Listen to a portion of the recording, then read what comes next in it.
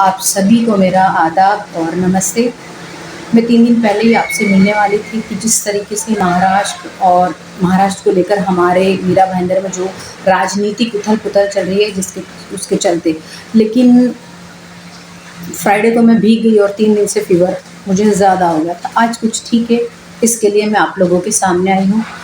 4 दिन पहले ही हमारी जो विधायक गीता जैन है वो गुवाहाटी के लिए रवाना हो गई।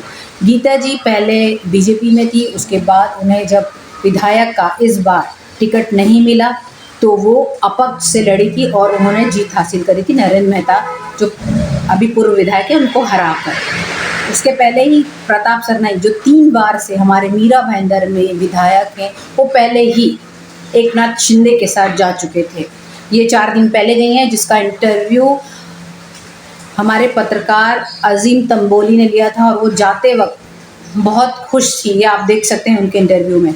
मैं ये कहना चाहती हूँ कि जब आप चुने जाते हैं तो आप जनता के पास, चुनाव के वक्त जनता के पास वोट मांगने आते हैं और यही कहते हैं कि आप हमें जिता दीजिए, और जनता वैसे ही फिर करती है।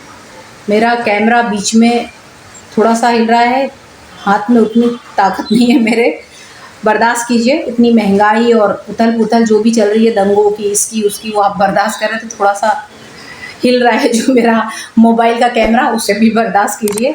तो मैं कह रही थी आपको कि किस तरीके से जो आज महाराष्ट्र की जो राजनीति है और मीरा भाईंदर की, इतना जहां लोग भरोसा करते थे कि गीता जैन अपक्ष में आकर भी खड़ी होकर जीत गई और प्रताप सरनाईक को 3 बार जिताया गया, वहीं पर कहीं ना कहीं क्या आपको लगता है कि जो 4 महीने बाद नगर पालिका चुनाव है ये उसके असर इस पाएंगे? क्योंकि जो हमारे 95 जिसमें से 2 की मौत हो चुकी है, जो 93 नगर सेवक है उसमें से सब इधर उधर हो रहे हैं, क्योंकि वो सारे शिव सैनिक हैं, वो कभी भाजपा में तो नहीं आ जाएंगे। जो सारे नगर सेवक हैं वो पूरी तरह से परेशान है कि किस खेमे में कौन जाएगा और आगे की जो ये कार्रवाई है, मतलब कितने दिन और चलेगी और क्या स्ट्रेटेजी बनेगी, इस तरीके से सारे परेशान हैं।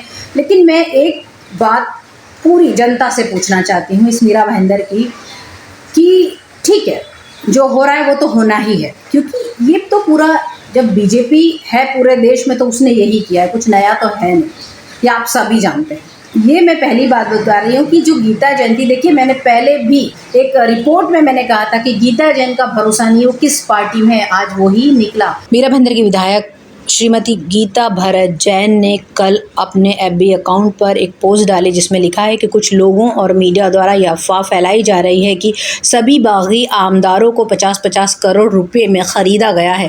मैं अपने विधानसभा क्षेत्र के सभी मतदाताओं, नागरिकों, सहयोगियों, वरिष्ठों, शुभचिंतकों, पारिवारिक सदस्यों आदि को यह आश्वासन करना चाहती हूँ कि न तो मैंने अपने राजनीतिक जीवन में किसी भी दल को समर्थन हेतु आज तक 1 रुपया भी नहीं लिया है और न ही लेना है। रही बात 50 करोड़ में बिकने की, तो आप सभी यह भली भांति जानते हैं कि पैसों से मुझे कोई खरीद नहीं सकता है।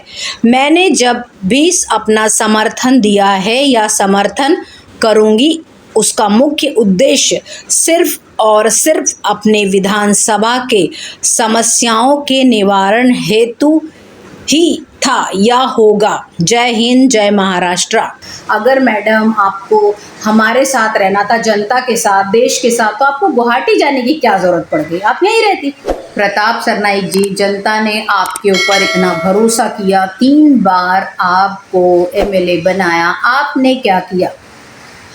क्या आप अब की बार फिर से जनता का विश्वास हासिल कर पाएंगे, या फिर जनता ऐसे ही देखती रहेगी और आप लोग पैसों से जीत जाओगे? हकीकत यही है, क्योंकि कोरोना काल में हम सभी ने देखा है कि कोई भी नगर सेवक एक आध ही होगा जो सड़कों पर होगा, बाकी सब अंदर थे। किसी ने कुछ नहीं किया, न बच्चों की फीस कम करवाई, न ही उनकी फीसें माफ़ करवाई, न वो लोग जो नौकरियां गई हैं उन्हें वापस दिलवाया, वो चली ही गई।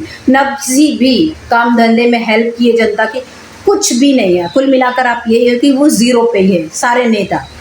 तो मैं आज ये जो सवाल है वो पूरी जनता से, मीरा भाईंदर की जनता से पूछती हूँ कि कि क्या उनका विश्वास दोनों विधायक पे आज भी बना हुआ है, और दूसरा वो नगर पालिका चुनाव में क्या देखना चाहते हैं कि किसकी सरकार बने, क्योंकि शिवसेना बीजेपी दो तो सामने ही आ गई है, बची कौन? एनसीपी और कांग्रेस।